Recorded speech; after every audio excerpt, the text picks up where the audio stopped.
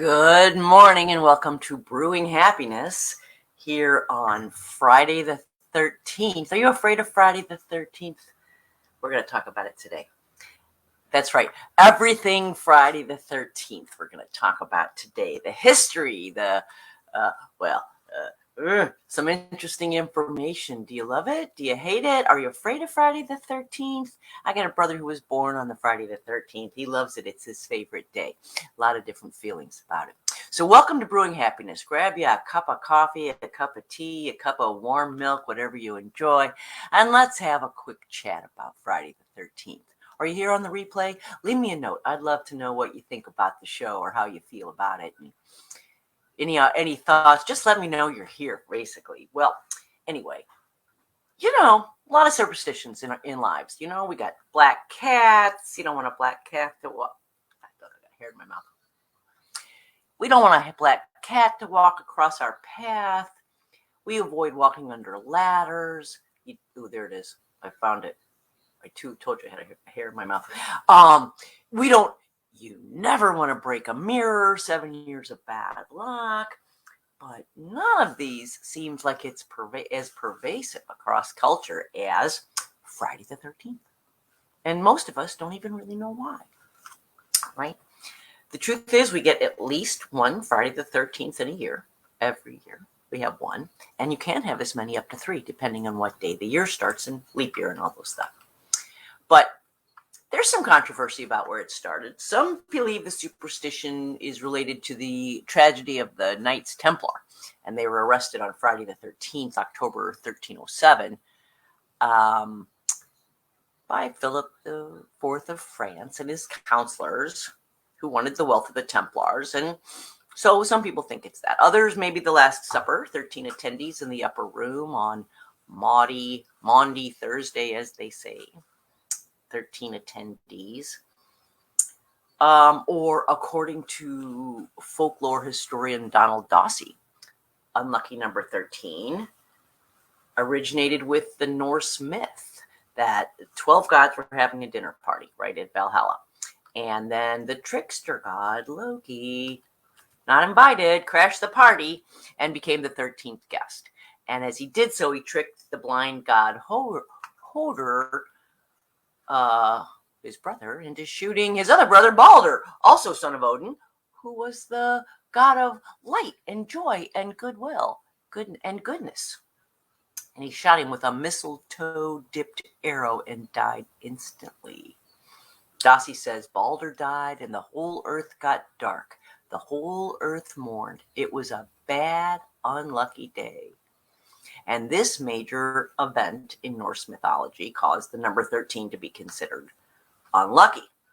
Now, one early documented reference to it occurs in English literature. Henry Sutherland Edwards, in his 1989 biography of Gioacchino Rossini, who died on Friday the 13th.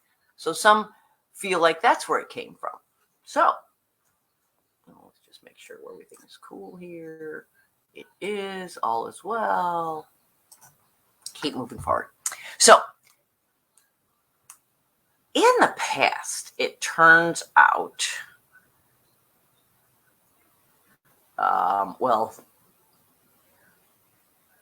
both the number 13 and Fridays were considered unlucky, right?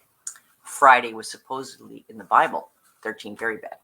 Friday was the day Adam and Eve ate the apple. It was the day Cain murdered Abel. It was the day the Temple of Solomon was toppled, and the day that Noah set out on his ark for the great flood. All happened on a Friday, and therefore Fridays considered unlucky throughout the years. But the truth is, there's no literature references about bad luck on Friday the 13th, the combination of Fridays. We had some bad Friday, bad 13th, but there was no real reference to Friday the 13th or the combination of the two until the 20th century. Probably happened, we think it happened, or me and the Friday the 13th scholars, right? We all think it happened in the 20th century in response to the publication in 1907 of Thomas W. Lawson's popular novel, Friday the 13th, which contributed to this superstition, right? The novel was about an unscrupulous broker who takes advantage of the superstition of the 13th to create a Wall Street panic on Friday the 13th. We're not seeing anything about Friday the 13th until the 20th century. Now, Lawson wrote this book. Did that start it, or was there already something in the ether and he picked it up and wrote the book about it? Not much documentation on that. Anyway, then of course we had, but it just keeps building, right? Because then first you had this novel in 1907. Then of course the 1980s, we all remember Jason, the hockey masked psycho killer from the Psycho Killer franchise, Friday the 13th, right? That also cemented in the Friday the 13th superstition. And then, of course, in 2003, Dan Brown published the Da Vinci Code, which popularized the incorrect claim, as they said in this article, that superstition started with the arrests of the Knight Templar. So, some disagreement about actually how it actually all came to being. It seems, though, in Hispanic and Greek culture, Tuesday the 13th is bad luck, dominated by the influence of Ares, the god of war. The fall of Constantinople occurred on Tuesday, the 13th of April in 1207. And the Greek name of the day is Treaty, third day of the week. Bad luck comes in threes. So for some reason in Greek and in Hispanic history, we don't like Tuesday the 13th. In Italy, they worry about Friday the 17th. What? Well, for some reason, 17 in Roman numerals is XVI, right? And this can be moved around to form the word XIVI, which means I have lived, which implies death in the present, an omen of bad luck. In Italy, 13 is considered a lucky number, but the 17th, or Friday the 17th, not so much. So maybe you suffer from the fear of the number 13, a phobia famously called triskaidekaphobia. Or maybe you have a more specific fear of Friday the 13th, which is less famously known as paraskevidekatrophia. Wait, let's try it again. Paraskevidekatriophobia. I am even going to post this word. Let's see if I can get it to appear. Oh, wait, here. There we go. Paraskevidekatriophobia, or its lesser known version. Oh, this is fun, right?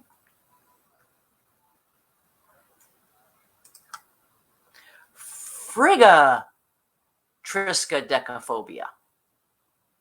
It's considered to be a day of bad luck in Western culture, Friday the 13th. Okay, so actually having triskaidekaphobia is pretty rare.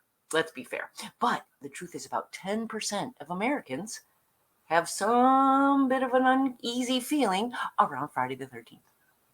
So, how uncommon is it? See, the thing is, if you go back in history, Friday the 13th was not, or Fridays or the 13th, while some considered it unlucky, also had some. So there was also a side of it where these were both good things, Friday and the 13th. Starting in pagan times, Friday and the number 13th were both associated, back in pagan times, both associated with good fortune, right? Friday was to have a deep association with the divine feminine. In fact, Friday is derived from the Old English. It means the day of Frigg. So there was the Queen of Asgard, powerful sky goddess in mythology, and also Frigg. She and Queen, I got to learn more about Norse mythology because apparently a lot of our history comes from there. But Queen of Asgard and Frigg, or Frigga, Both, they were different names of the same goddess, were associated with love, marriage, and motherhood. Now, Frigg protected homes, families, maintained social order. She could weave fate. She possessed the art of prophecy. She could bestow or withhold fertility. She was a very popular goddess. Friday was considered a very lucky day for marriage by the Norse and the Teutonic people. Right? Friday, all filled with feminine moon cycles and all that. Now, the number 13 was considered a lucky number by pre-Christian and by goddess-worshipping societies, and this was considered for its link to the moon, lunar, and menstrual cycles. Fertility was prized pagan times, right? Hey, not all the babies lived. We prized fertility. That's how we grew as a people. And artwork drew the connections between the moon, menstruation, and fertility, right?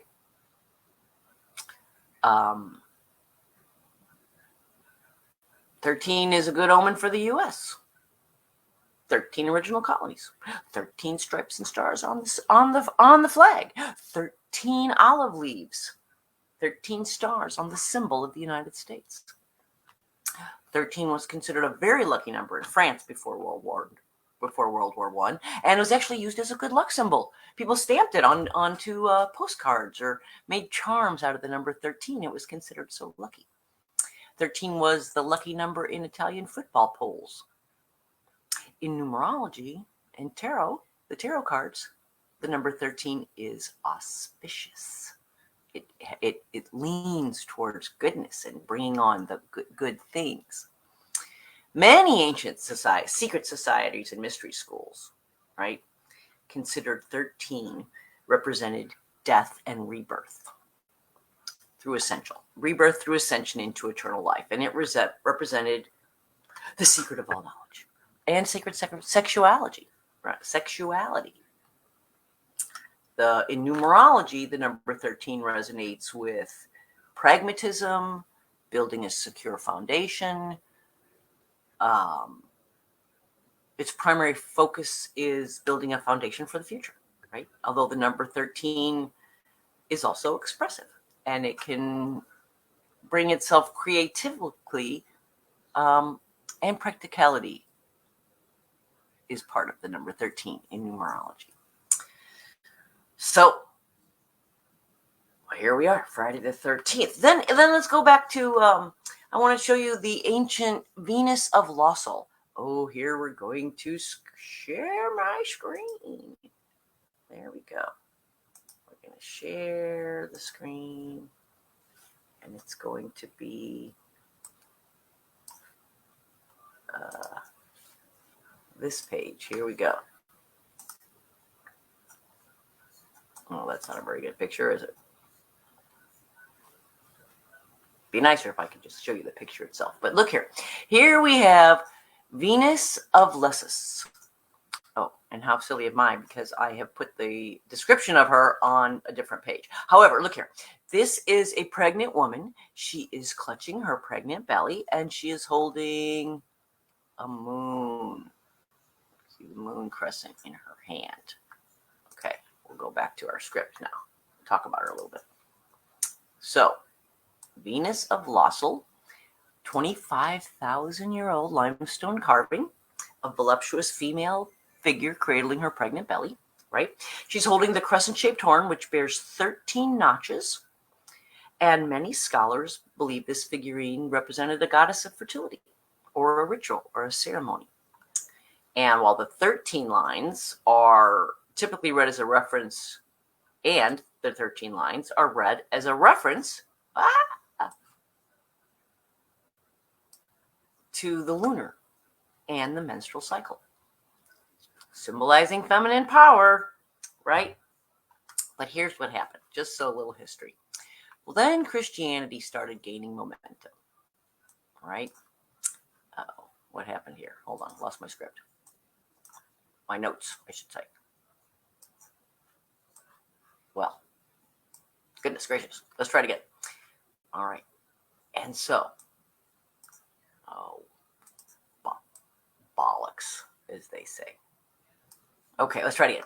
So Christianity gained momentum, right? And Christianity did not like the idea of multiple gods, right? Just one God in Christianity. And they certainly didn't like the idea of female gods. You women, get back to your place, right? So the celebration of Friday and the number of 13 and the goddesses who invoked love, sex, pleasure, fertility, magic, well, they were considered unholy, right? And so the church, they had to get rid of those guys, right? We don't want you worshiping sex, love, and pleasure. Oh my goodness. Well, the church didn't want that anyway, right? But they couldn't stop the practice. It was deeply ingrained. The pagans were a people of deep beliefs in their goddesses and their fertility cycles and moon worship, all big part of it, right? So the Christian authorities had a hard time just like excising that out of their lives. So what happened? They branded the female deities and all those who worship them as witches. Right? One way to get you out of the public discussion, call you a witch. Frigga was banished in shame to a mountaintop and labeled a witch. Panatti, he's the science editor of Newsweek, some of the research I did. He writes, it was believed that every Friday, this spiteful goddess convened a meeting with 11 other witches plus the devil, gathering of 13, right? And plotted ill turns of fate for the coming week. Well, how unfortunate is that? Right? That was a campaign to badmouth the female side of things, the celebration of fertility, the celebration of love, sexuality, pleasure, joy, goodness, well-being, all kinds of things in that bucket, right? If you cut out and put shame and guilt and horribleness around deeply human, deeply important, deeply satisfying emotions and feelings, the need for love, touch, sex, pleasure, joy, leaves you with a lot of unhappiness, a lot of guilt and shame, right? So here we are, Friday the 13th. Everybody talks bad luck on Friday the 13th. Probably, I'm guessing, without any information or without any knowledge, that Friday the 13th represented women, fertility, goddesses, the divine feminine. That 13 was considered, well, I don't know, we didn't see any evidence of 13 being considered a lucky number other than in numerology and the tarot cards. But again, I'm guessing that was another trick of the church to make those things no good, and so to discredit them as well. I don't know. I had another show planned today, but then I realized it was Friday the 13th, and I thought, well, let's just chat about that. I'd like to know about it, and that's what the show is about, really. Me asking the questions that I want to know, and then bringing the answers out here, because I figure if they're interesting to me, if I like them, if I'm interested, maybe you are too. So again, if you're watching this on the replay, leave me a message. Love to know what you thought. Love to know if you have an idea for a show. Love to know if you think this was dumb. Or, I don't know, just love to hear from you. Leave me a like. Leave me a heart. Love an emoji. Love having conversations through emojis. So let's have an emoji conversation. You need some advice? You want to get cheered up? I'm available. Give me a call. Check out my page. Check out Brewing Happiness. All my vitals are there. Check it out. Give me a call. I'll cheer you up. I'll offer you some words of happiness. Or maybe we'll just talk about Friday the 13th and frigatriskaidekaphobia. I like that. Frigatriskaidekaphobia. I love that. Frigatriskaidekaphobia. That's what I'm saying all day long. So, until Monday, make it a happy day.